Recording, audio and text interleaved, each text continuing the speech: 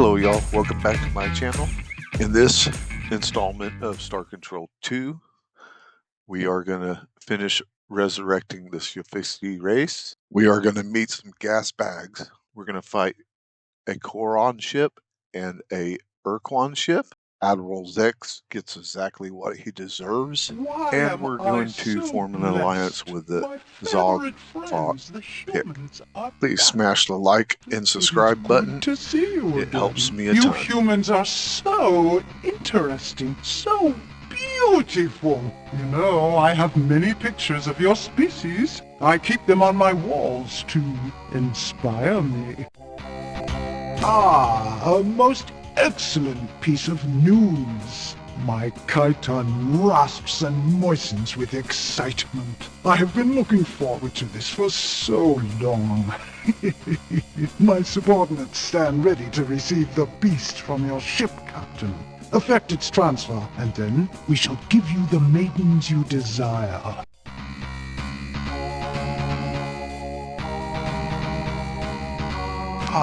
My new child is on board. Such a big one, isn't he? And so frisky. I am delighted beyond words that you have given me the beast, Captain. But I am afraid that there has been a slight change in our plans. Regrettable but necessary. Oh, my beautiful, luscious human. I had thought that the hideous, violent monster you have given me would complete my collection of ugliness, my menagerie of monsters. I was wrong. You, my human love, are the most vile, the most fierce, and wretched. My collection could never be complete without you. I need you, Captain. But alas, I fear you will not give your consent willingly. Am I right? Therefore, Sub-Commander Dax, terminate communications, warm up my modified intruder, engage the precursor warp nullifier. Prepare for battle! Sub-Commander, why has my main console become inoperative? The transmit mode is locked! What do you mean the central system computer is damaged? How? The beast? Escaped? No, Sub-Commander, this is impossible. It couldn't escape from our strongest containment system. It's what? Decks 5 and 6? 11 crewmen? Sound the alarms, you fool. Where is it now? Engineering report. Engineering. Sub-Commander, seal bulkheads. Sub-Commander, are you listening to me? What are you staring at? Pay attention, Sub-Commander. Give me a report on its position. What are you staring at? Behind me? What?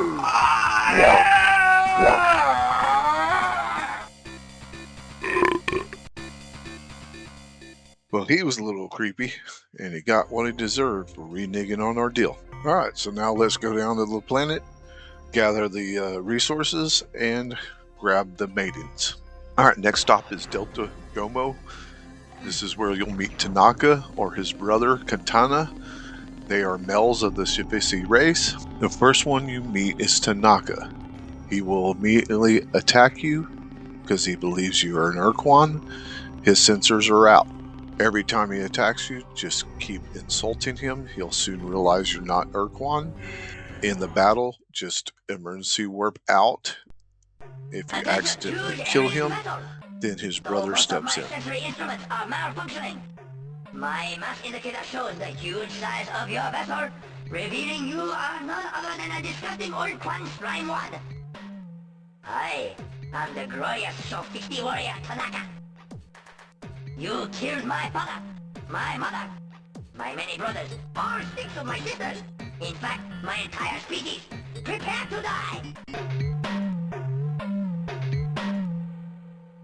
You rip, bloodless sack of decaying flesh, Ur-Quan! You die! Die! I'm playing on an Xbox control, trying to figure out the 2-button combination to warp out since it is 3DO.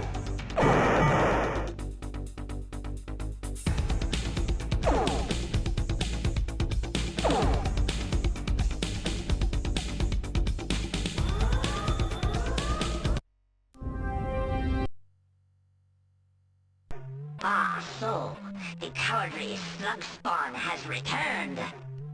You were most fortunate last time, you hideous, powerless freak. But this time, I shall surely destroy your vessel. You slithering eater of putrid hairballs.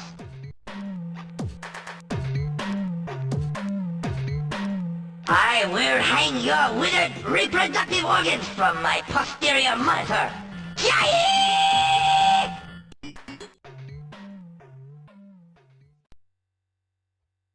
It'll take them 2 months before they actually show up at the starbase, but now your personnel cost will be lower.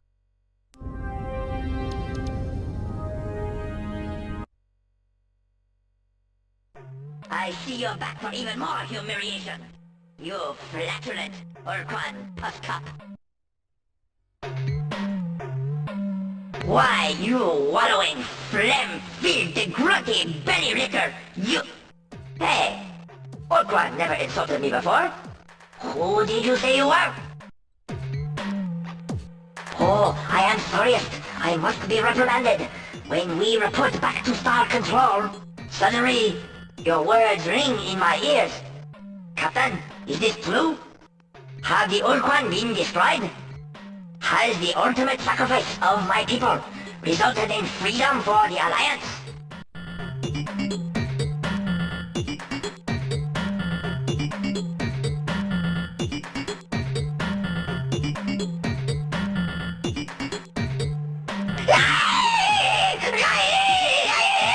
I am a defeated warrior! A worthless shell! I must die! What might that be?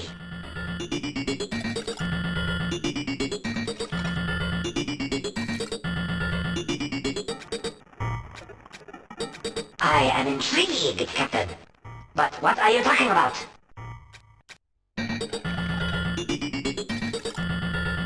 Great reaping mouths of happiness!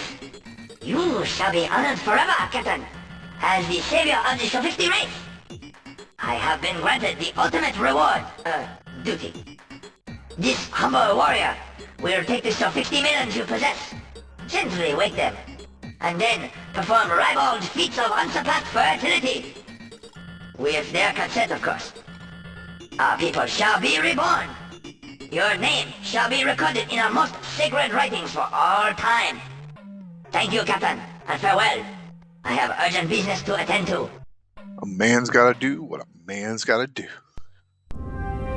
These guys are responsible for the probes.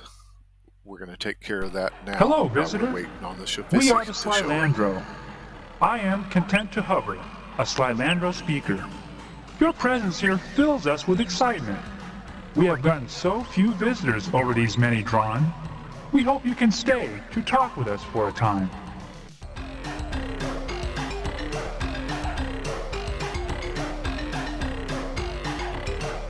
Oh, this is terribly exciting. We will be happy to tell you about ourselves if you would please do the same. You see, we Slylandro have been extremely interested in learning about the galaxy, but our physique makes us incapable of leaving our gas giant home. Therefore, we are totally reliant on our infrequent visitors to keep us informed about events outside this planetary system. And visitors usually only show up every few drawn. We hope that our newly deployed exploration probe fleet will not only gather information for us, but inform other races of our presence here as well.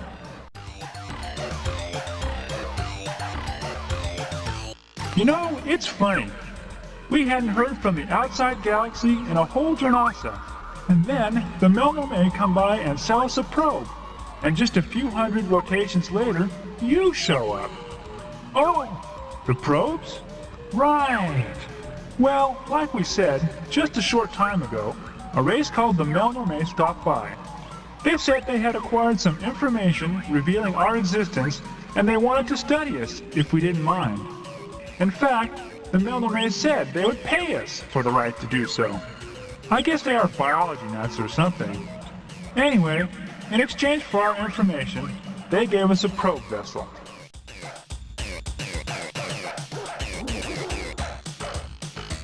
Years? Oh, you mean drawn. Well, let's see. There was the Melnorme just a few rotations back. Then we go all the way back over 3 drawn ago to the Ur-Quan and the other milieu guys. The Yuli and the Draw, I think.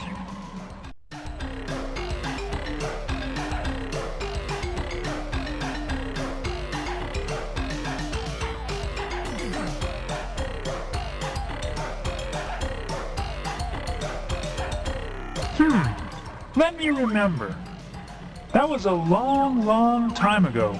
I was only a nymph then. Ah, yes, that's it. The Sentient Milieu was a cooperative association of sentient alien species. The Yuli, the Drawl, the Taelo, the Melnum, the Foz, and the Ur-Quan, who lived across a wide section of the galaxy. They talked with us fairly frequently for almost half a drawn. Then suddenly, the visit stopped, and we haven't heard from them since.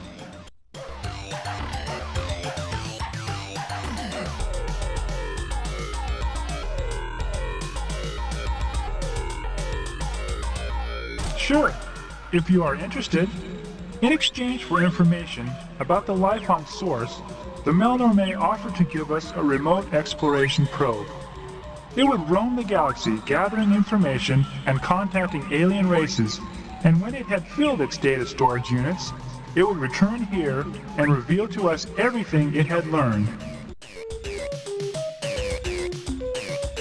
It was sent on a 500 rotation mission to seek out new life and new civilizations, to boldly go where no catalog item 2418, remote self-replicating robot explorer probe, had gone before.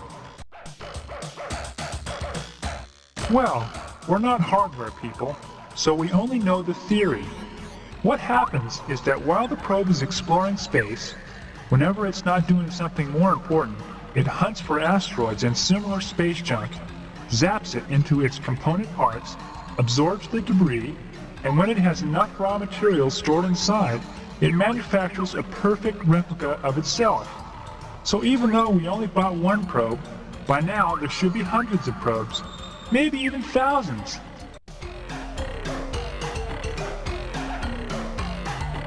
Our probes do not attack. They have only defensive capabilities. Offensive behavior is not part of the instructions we programmed into the probe. To do so would be reprehensible.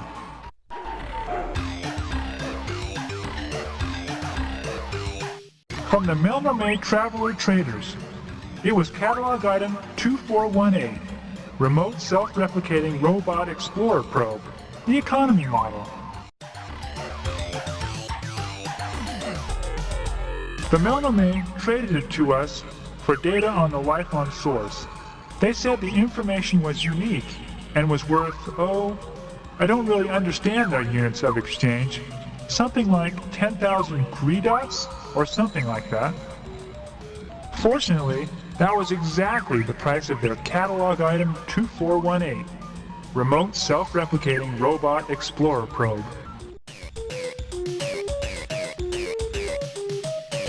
Two or 300 rotations, I guess.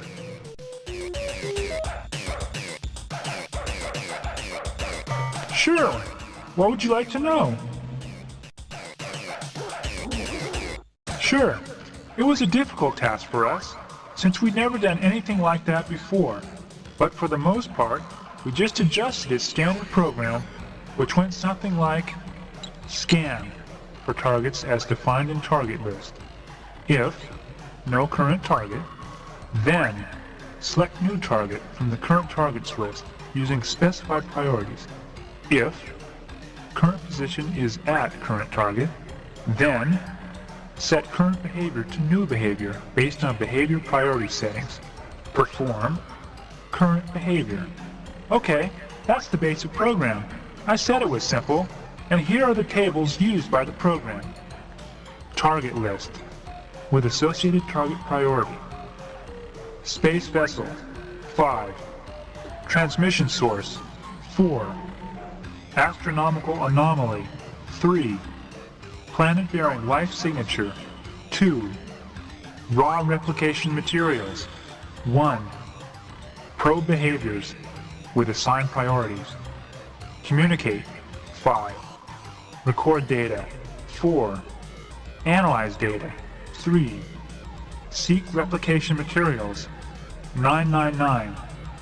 Move to current target. 1. That's it.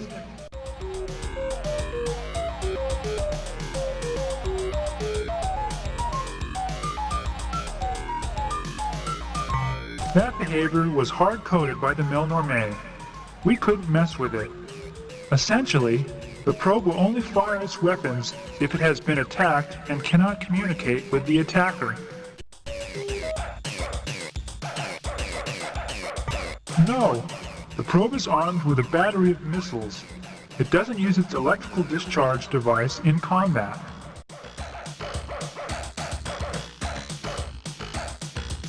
That's impossible! It's inconceivable!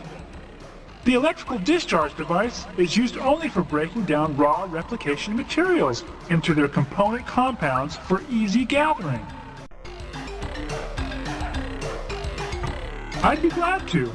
You see, the probe has the capability to seek out raw materials, process the raw materials into component compounds, collect the compounds, and then, when it has a sufficient supply, it can build a duplicate of itself. We decided that since we had only one probe, we should change the replication priority and crank it up so that there would be more probes sooner.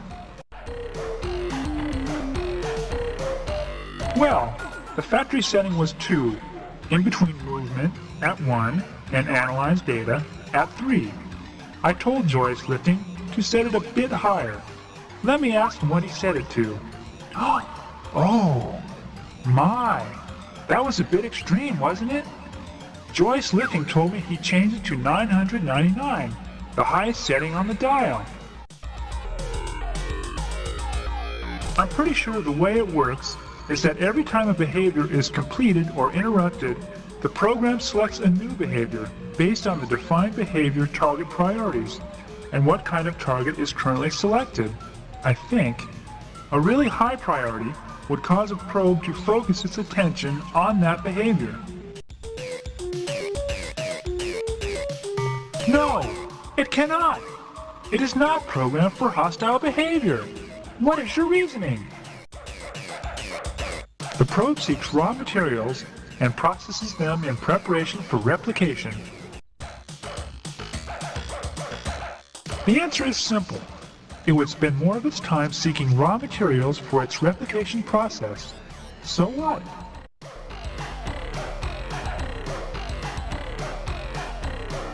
I don't see what you are getting at, but I'll play along with you. Like I said, alien ships are the top priority target. Once a probe scanned a ship, it would instantly move toward it. Then, when it got to the ship, it would initiate communication automatically. When communications were terminated, a new behavior would be selected and... a new behavior would be selected. And since the replication setting was set to maximum, the probe wouldn't get time to pick a new target. It would use the current target, the ship, for raw replication materials. It would process the ship, break it into component compounds with electrical discharges. Oh no! What have we done? Traveler, you must tell us what we can do! How can we stop the probes from destroying all life in the galaxy? These guys must have programmed Walmart computers too.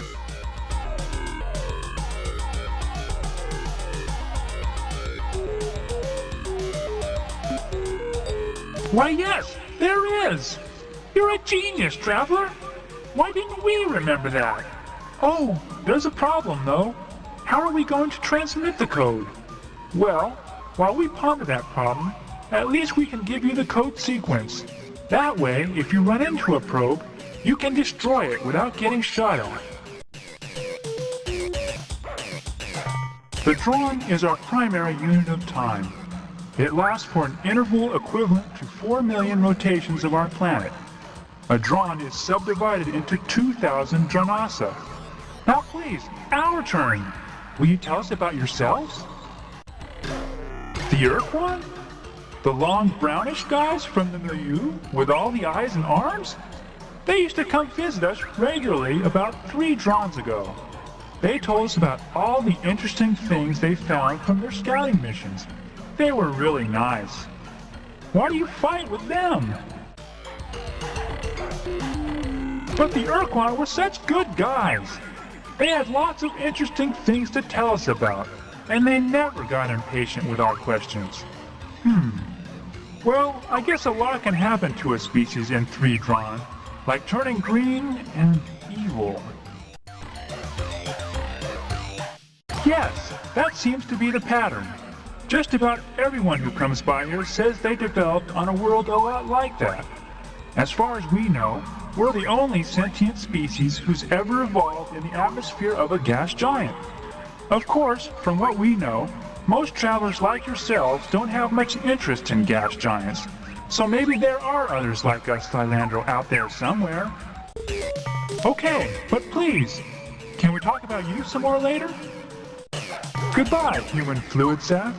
We have a little bit more time to kill, so we're going to form the alliance with the Zog-Fog Pick.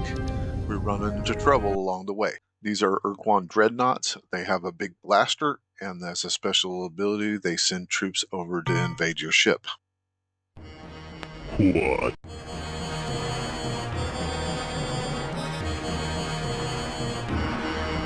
Yo.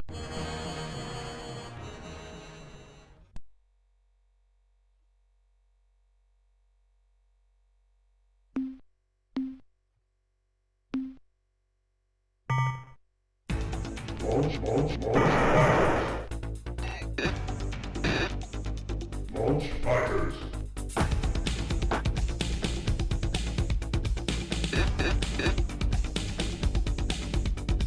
Launch fighters.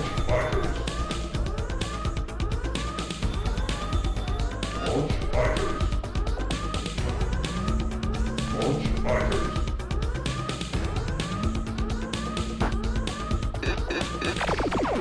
Launch fighters.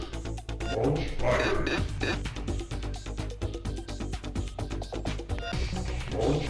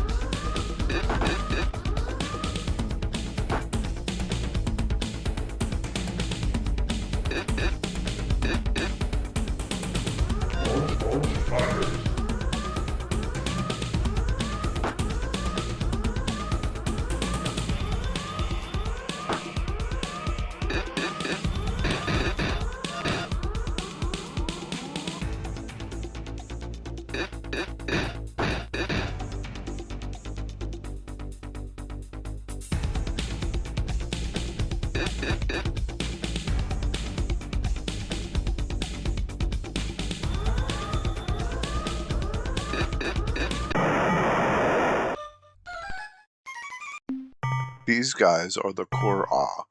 Their marauder ship launches spinning metal blade disc with near limitless range and short-range homing capability. Their secondary is basically fire around their ship.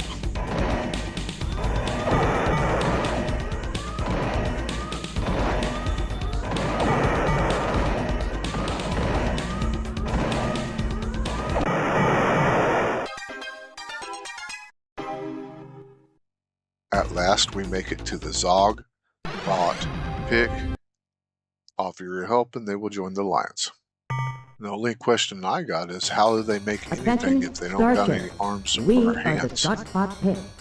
Make no hostile actions. We come in peace and with goodwill. But if you make one false move, you're vapor. Don't worry, my companion is just a bit nervous. No, I'm not. And argumentative.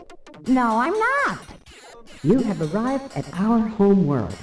And we've got a billion ships here. We are fortunate that you have found us in our time of need. So don't even think of trying to attack us.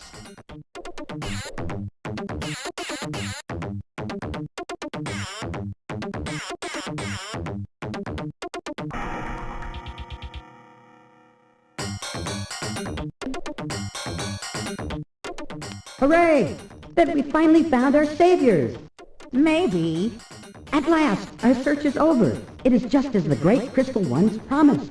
They look sneaky. I think they're lying. Quiet, fool! Can't you see our nightmare is over?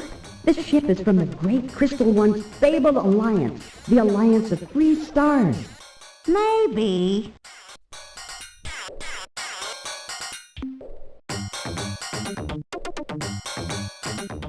Our planets are under attack from an invading horde. We do not know who they are or why they are here. We are being blown to bits. Fleets of alien ships appear out of nowhere, then unleash terrible destructive energies. Fortunately, They release these energies on each other. unfortunately, They favor combat near strong gravity wells. Their stray shots regularly strike the surface of our planet, often with tragic results. fortunately, They have never found our homeworld, only our colony planets. unfortunately, All of our colonies have perished as a consequence.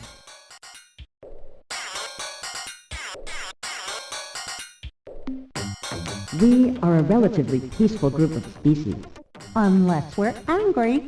so we find ourselves in need of help We only need a little. because of our desperate situation. Desperate is too strong a word. I think troublesome is more like it. In our ancient past, 4 species evolved intelligence on our homeworld. Simultaneously. They were the Zoc, The Fot the Pick. and the Zabranki.